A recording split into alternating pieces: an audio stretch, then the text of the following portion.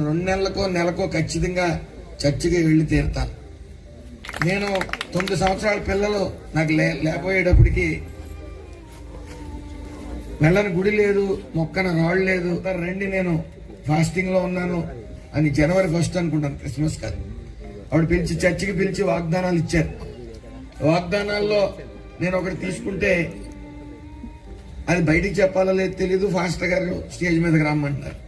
వచ్చి చదవమని ఆయన చెప్తుంటే చదవాలో వద్దా తెలియట్లేదు. 8-9 సంవత్సరాల పిల్లలు లేరు నాకు.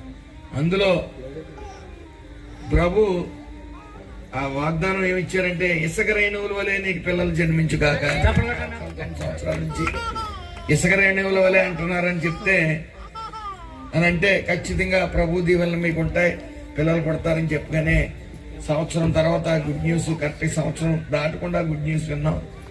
2 కవల పిల్లలు పుట్టారు.